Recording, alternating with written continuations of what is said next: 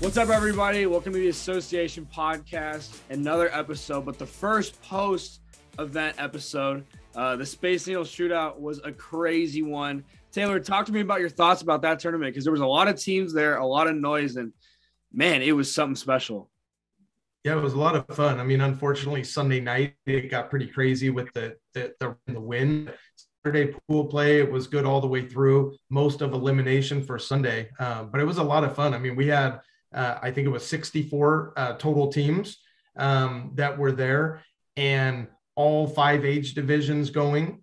Today, we're going to talk about, all 4 divisions non-high school, but a lot of fun, a lot of competition. We had teams, Northern Cal, Southern Oregon, Northern Washington up on the border with Canada and everywhere in between. Lots of talent all throughout. So it was a great representation of, I think, Northwest football, where it's at, and where Northwest is at when KT Prep, the top program in Northern Cal, is coming up to compete against these teams. So I thought it was a lot of fun.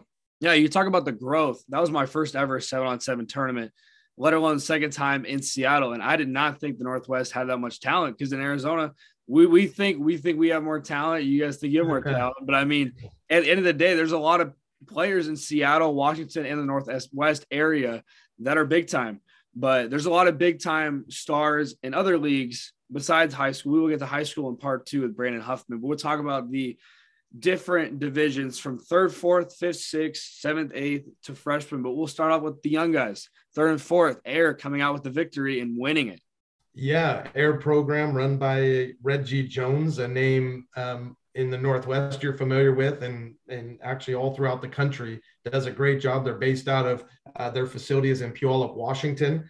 They had teams, multiple teams in same age division, and they had every age division covered. I think Reggie has 10 total teams throughout all the age divisions. He just does an incredible job. And they ended up winning the championship game.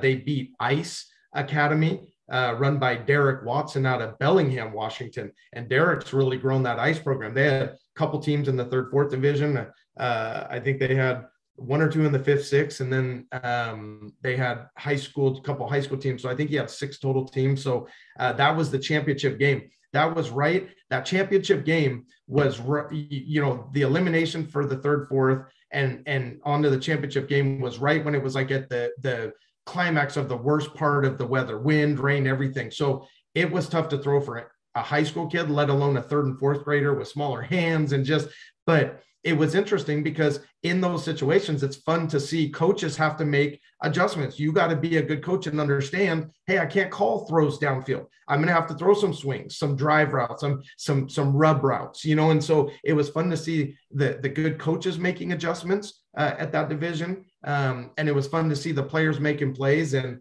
they were very low scoring games. A couple went to overtime 0-0, and it was one play longest yard, but Heir came out with the championship. Let's go Benson Bruins Flyboys. Okay. This might be the most talented roster. And so I think the weather really negatively affected them in elimination rounds because they have a very vertical downfield passing game. But just some kids of note. And I can almost assure you this is a team that's going to win at least a trophy, if not more. I'm going to go out on the limb and say this. I mean, they are really, really talented. Chris Valla does a good job coaching the kids. There was a lot of energy. They've got a big-time quarterback, Heathcliff Love.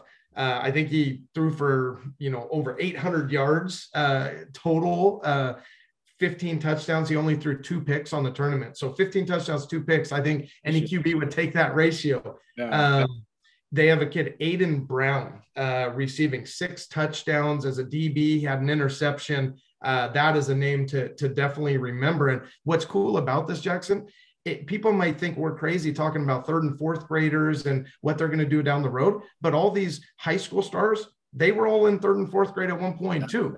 Yeah. And some of them were the studs, some of them weren't. And they took lumps when they were younger and developed and got better. So there's going to be kids we talk about now that down the road are going to be superstars. And there's going to be others that, develop and are good, and others that are the best right now that might not be. So that's what's kind of fun about this level. but just seeing these kids get out and compete. There was another kid and didn't get his last name, but Caden, he had 4 touchdowns and an interception, couple hundred receiving yards. So he was another one. Got another kid right here, Deshaun Brown, another one, 2 touchdowns, a rushing touchdown. You can get 1 run per game, had a couple receptions. So did a great job. Tatum Wilson was another kid, stood out, had a couple touchdowns. CJ Vollett, over 100 yards receiving, a touchdown. He had a couple picks.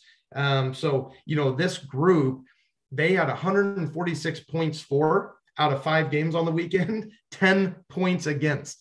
That means they only give up 1 touchdown and the entire weekend. So pretty incredible what that group did. Let me turn now to ICE. Mentioned Derek Watson. This was a team. They had 2 teams. One of them made the championship. CJ Ireland, a 3rd grade athlete. He had a couple touchdowns, a pick on the weekend. He had a pivotal pick in the elimination round win over Benson to get to that championship game. So I expect to see a really good circuit from him as they continue. Evan Chamati, if I'm saying it right, he had a bunch of big time pass breakups and catches. A lot of these kids, when you get to high school, you start seeing kids focus as either just receiver or DB, linebacker, tight end. Most of the 3rd, 4th, 5th, 6th, they're receiver DB, they're running back, linebacker, they're on both sides of the ball. So we had team hype. I didn't get enough of a chance to really see a ton of them. They're out of Linden, Washington, but I'm excited because they're going to do more of the circuit. And it looked like, they are a pretty solid program. So, for us in the tournaments, it's hard to go see everyone and every rep. So it's trying to just consume as much as we can and then compare notes with each other. And then the programs. This is the thing. These program coordinators and coaches can help us with. We've got rosters, but get us numbers, be at games, help point kids out to us, send us video. That kind of information is great. It doesn't mean we use all of it, but it definitely helps us to be able to know who we're watching, focus on. Let me talk about FSP real quick. Their 3rd, 4th grade team, that's Tracy Ford. FSP is the brand on the West Coast. Tracy's son is on that team. And there's multiple superstar sons who are on that team. I think Isaiah Thomas, Cliff Averill. So, when you talk about horsepower and star-studded youth team, I'm really excited to watch them at the next tournament and the ones moving on. So this division, that 3rd, 4th grade division was competitive. And I wouldn't be surprised to see multiple teams win it at that age division, which sometimes you get one team that just dominates and runs through everyone and just you expect them to win it. And really everyone's playing for 2nd. 3rd, 4th, I think we're going to see multiple teams win it as we get going on our circuit down the road. A lot of talent in those for sure.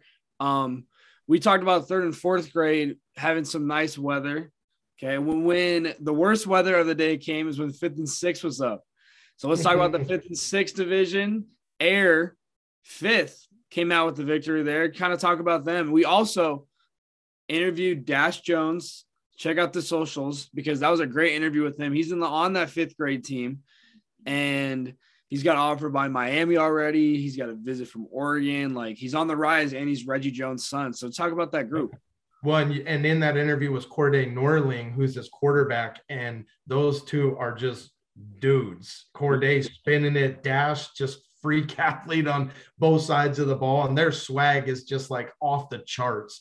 And, when we talked about the 3rd, 4th, there being parity in that division, this 5th grade Heir team is like cheat code. Like you know, the old Tecmo Bowl where you'd be able to pick 4 plays. And if you picked the right one that the opponent picked, it was like it was an automatic loss for them. That's kind of like what this Heir 5th grade team is. They're just like that Tecmo Bowl cheat code. Like you're just kind of helpless. You're just trying to get that upset like once in the year against them. That's how dominant these kids are. They won a national championship in youth tackle football. So this is not just one of the best teams in the state or in the region. This is one of, if not the best in the country. So they won it, and that was no surprise. You mentioned Reggie Jones running the Heir program, Heir, again, based out of Puyallup, Washington. So this was they won 2 of the 5 divisions. So 40% of the tournament was won by Heir in a loaded pool. So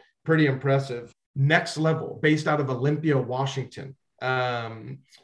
Sean Ridley runs that and has done a great job. He has multiple teams at all the different age divisions. That was such a huge market in Olympia, and they needed a steady program and someone to run it.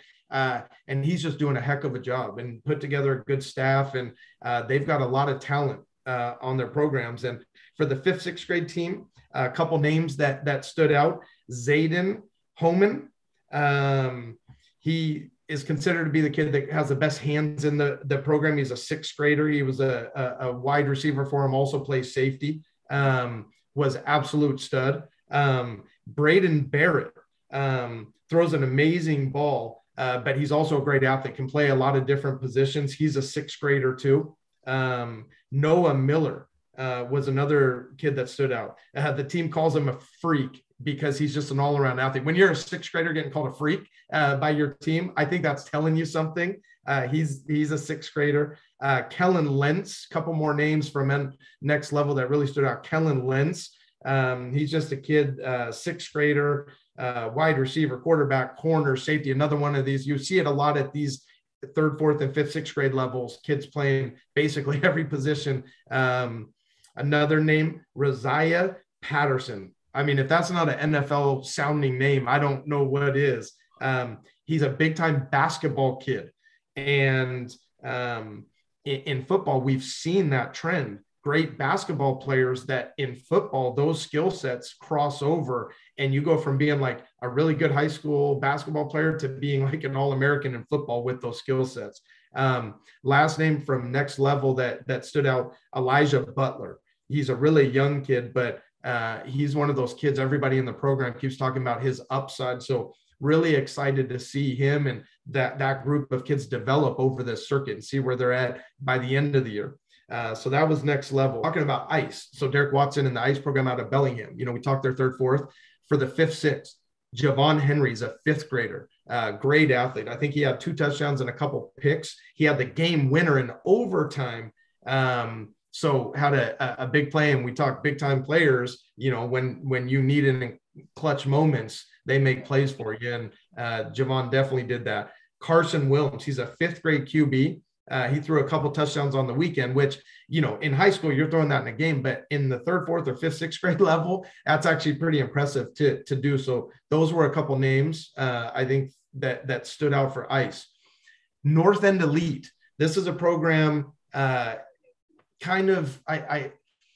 Willie Hurst runs it. And if Willie's name is familiar, he was starting running back at University of Washington. He and I actually played together. Willie, originally out of California, awesome guy. Running that program there, I think a little south of Everett.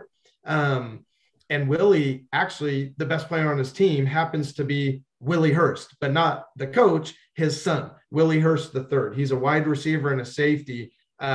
He's a freak athlete. I played with his dad, Willie, who was a freak athlete. The younger Willie, same thing, just really, really good at that safety spot at receiver. He's got a lot of speed, covers ground. He's one of those kids that we're going to be talking about in every podcast, and he's going to be on every highlight. Connor Maxwell was the QB for them. He's a southpaw. So lefties, if you're not good as a left-handed quarterback, it's like you stand out doubly. But he's an absolute stud, and he's been working a lot. And even as a young kid, he's starting to work on his coverage recognition, which how many 5th grade quarterbacks do you hear that from? But that's what he's been working on. And he started making a lot better reads and decisions than when I've seen him in past tournaments in years prior. Alex Wilson, he's a wide receiver and safety. He's athletic kid, watched him cover a lot of ground. And in the 5th, 6th grade, you need to have speed to cover ground because, they're running back and forth, very unlike high school. A couple other names that for NorthEnd Elite that stood out, Tyler Favreau, a wide receiver and corner, really good athlete. He was smooth. He was a burner, speed burner.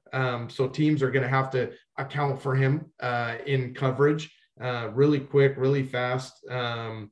They say with Tyler, when he hits his growth spurt, he's going to be dangerous. And that's one of those kids that you see like got all the tools, and when he hits that, it's going to be fun to watch. Last kid, David Power. He is a wide receiver, linebacker, and corner.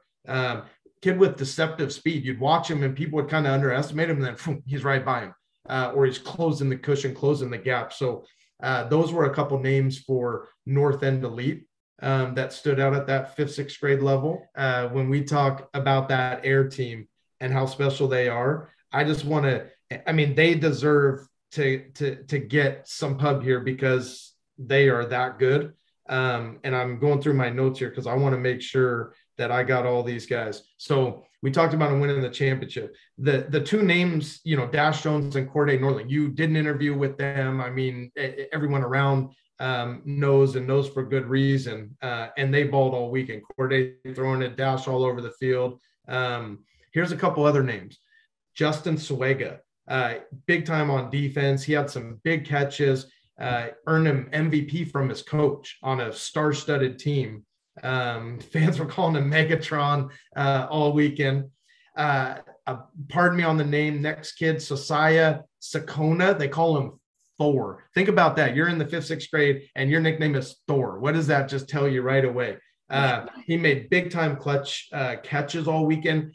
I'd watch him in 3rd downs and big situations. And he's, I think, a kid that kind of projects as that tight end as he gets older at the next level. Another name, Winston Cordis. This kid is fast. I mean, you just see him and you're like, dude, this kid's got speed. He's a motor. He just ran past people like the DBs were just stuck in mud. It was pretty fun to watch. Last name, Derek Deloney. They call him D-Lo. I love the nicknames on this team.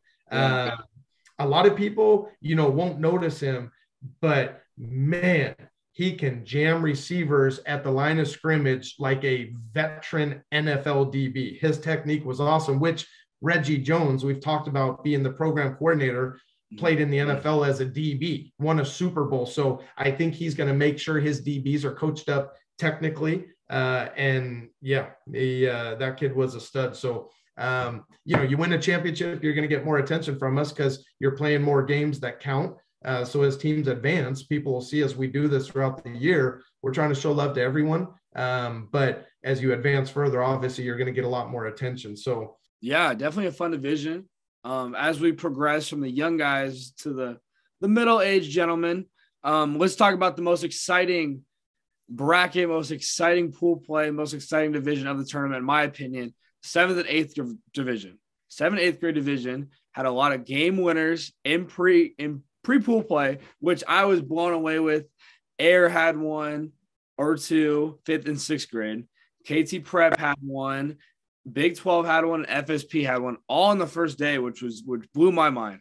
A competitive 7th and 8th grade division, but KT Prep pulls it out on top. It was a crazy game. We were on Instagram Live during it. FSP played well all day, had an early lead on KT Prep. But we talk about great quarterbacks that KT Prep has, like Jaden Rashada, Luke Duncan. Well, Mike Sargent was that guy for their 8th grade team. MVP Mike. MVP Mike. We also did an interview on Instagram as well, but let's highlight that division because there was a lot of star-studded talent that we're going to be talking about for the next 4 years in that division. Yes, this is the next crop of kids. You mentioned KT Prep won it all. Mike Sargent, MVP Mike, at quarterback, spun it all weekend. Like this kid, he reminds me a lot of Tate Martell. You know, I remember now, Tate isn't a great name necessarily to be compared to now with how his career has gone. People kind of know him as kind of a laughing stock now. But listen, Tate had an offer to University of Washington as an 8th grader. And I remember watching him at a pylon tournament in Vegas as an 8th grader. And I had heard about him coming into the tournament. And he came in and I watched him. I'm like, whoa, I think he could almost play college right now. Like he was spinning it like that, athletic, strong. I'm not saying Mike Sargent, I'm not putting him on that exact level. What I'm saying is there's a lot of similarity that I saw with his body type, with his throwing form, his leadership skills. You know, now the position is a lot different in today's era. You You don't need to be the 6'4", 240-pound quarterback. You're in shotgun. You're 5 yards away from line of scrimmage. It's zone read. It's dual threat. It's quick decisions, accurate throws. And he balled all weekend from start to finish. He was the MVP. It wasn't like, oh, he got hot on Sunday. He was balling Saturday game 1, Saturday game 2, Saturday game 3, and all the way through Sunday. And KT Prep, I mean, just they got horses in the stables. I mean, at the middle school level, with some of their younger kids and their high school teams, that's top program out of Northern California, which is a really loaded area. That's Nathan Kenyon and Julian Kenyon running that program, and their 7th to 8th grade team is the future, and the future is looking very bright. Air football, we mentioned they won the previous 2 divisions. Their 7th grade, I love their 7th grade quarterback, Braden Polino. They call him, I think it's Bo Boy. I might be butchering it, and they're gonna get mad at me, but he's a stud. He's a really competitive quarterback. Just great arm, great throwing mechanics, just leader, like ultimate leader. So he was a lot of fun to watch. A couple other names from the Air team: Malik Burns, Chris Grant, Case Betts. Those kids look like they have very, very bright futures. The 8th grade Air team was disappointing. This was a team that was the favorite to win it coming into this. And I think everyone thought that. They've been dominating and I think underperformed. And that's what's so cool about these tournaments is you can have a favorite come in and just run the table like the Air 5th grade team did. Then you have Air 8 who comes in a favorite and just was underwhelming.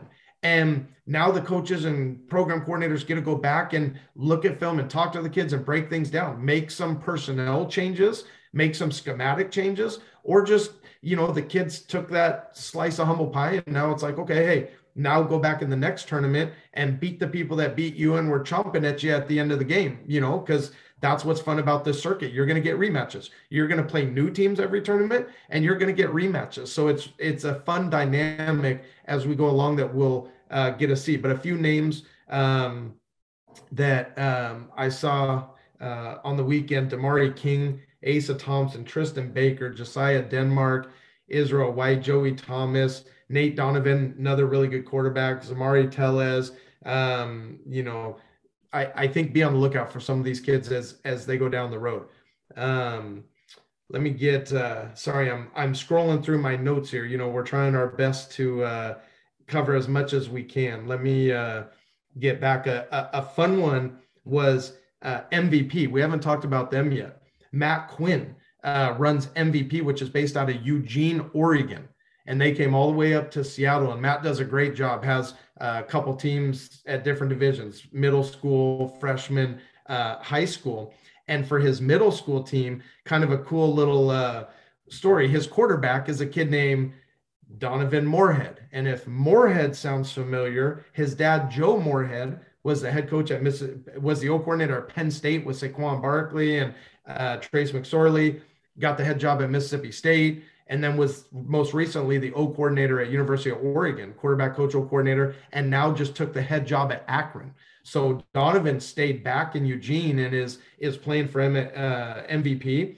This kid picked defenses apart. This kid was in our Northwest 9 last year as a ball boy. I am telling you, he's not the biggest physically. He doesn't have like the strongest arm, but he's just that like Joe Montana type quarterback where it's like, dude, does he ever throw incompletions? Does he ever make a bad read? Like it's unbelievable. You watch a kid and you're like, am I seeing this? Like, is this real or is this like a video game? He's that good, and when I say that good, I'm not saying like offer this kid now. I'm saying he just dominated. Like you couldn't really ask him to do much more than he did. He was a stud all weekend. Another kid for MVP, and some of these names I know I'm going to butcher and people can correct me, and next podcast I'll get it right, but Tayshawn Tarason. I counted that he had 3 picks on the weekend, and he was also their top wide receiver. And again, at the youth level, you see a lot more of that than high school. Killed it on defense, killed it on offense.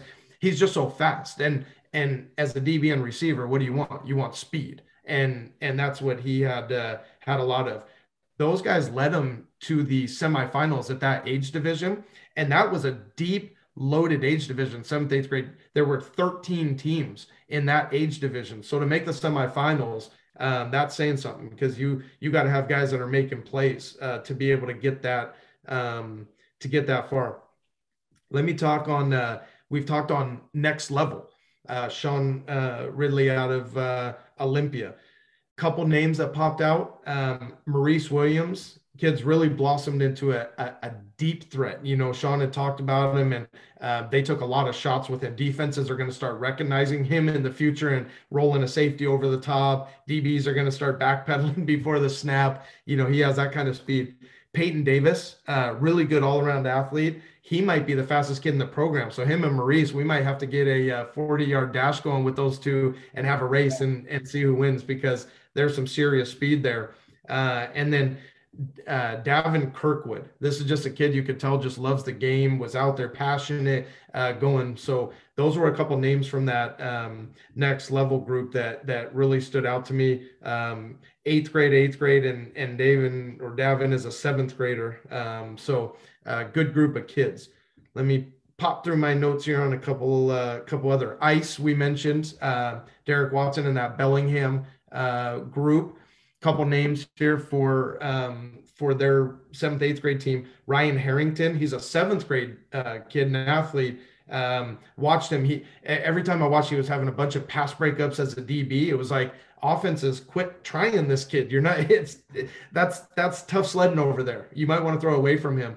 He also had 3 touchdowns. Even threw a touchdown as a QB as well on the weekend. So almost like a Taysom Hill type versatile athlete. One other kid that stood out at this level for them, Geno Howard. He's an 8th grade DB. He had a couple pass breakups throughout the weekend, had an interception. So another really good player there. Let me scroll through some notes here. Program we haven't talked about, Lillard, Team Lillard out of Portland, Oregon. And if Lillard and Portland ring a bell to you, Damon Lillard, Portland Trailblazer, All-Pro. His brother, Houston Lillard, runs Team Lillard. And Rashad Carter, and he run that program and do a phenomenal job. And they had a middle school team, freshman team, and a couple high school teams. And for the middle school team, their QB Dylan Brower and wide receiver Dalen Sharper, they connected on a bunch of touchdowns. That was a really dynamic combo. Watching them, every time I'd come around and watch, it's like one throw into the other, and it was just automatic. It was almost like there wasn't even a defense out there. And also James was a kid who got 4 interceptions throughout the tournament. So those were a couple names that every time I watched them, or we talked to people or talked to opponents, those were the names they were that were standing out. And yeah, exactly. Just like what he said, our Instagram is popping at the 7on7 Association, and then our Twitter also 7on7NW. And we also have Facebook that we're going to start running as well. And the YouTube channel is called The Association. So we mentioned a lot of names in that division because that's how competitive the 7th and 8th grade division was. The freshmen started late as well, like the 5th and 6th. There was 8 teams, I believe. It was a smaller division. It came down to Rise and Lillard, and Team Lillard came out with the dub and came home with at least one of the hardware. But yeah, the freshman division, Team Lillard pulling out the championship, taking home the hardware, was fun to watch them.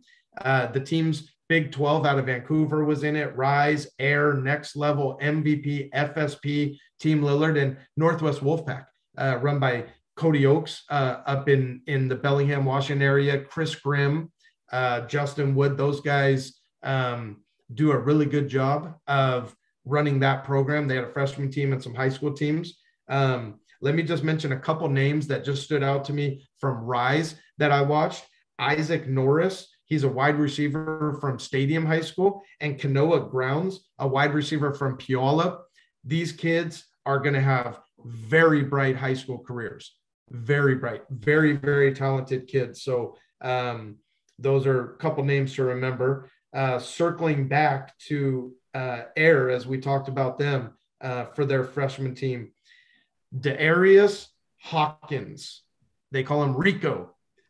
He is a kid that is a his stock is rising in a program that has those every single year, on both sides of the ball. And I think he's probably going to project more as a DB, because who is the head of that program? Reggie Jones. What did he play DB? So he's a kid long. He had that swag in him. And if you're going to be a DB and you're on an island by yourself, you better have some swag, and you better have a short memory, because you're going to get beat, on routes and give up touchdowns. How do you come back on it? And I was really impressed with him. He didn't give up much, but when he did, man, he was back like it just didn't even happen. And as a DB, you've got to have that.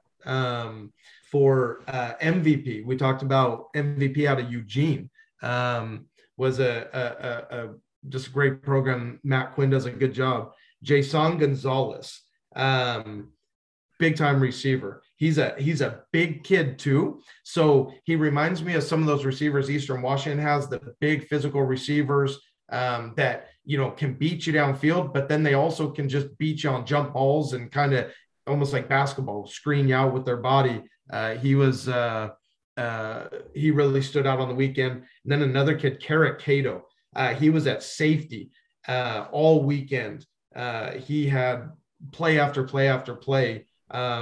He also had multiple 40-yard touchdowns on slants, not streaks, slants, where he caught it at 5 yards and ran 35 more. And in 7-on-7, that is hard to do.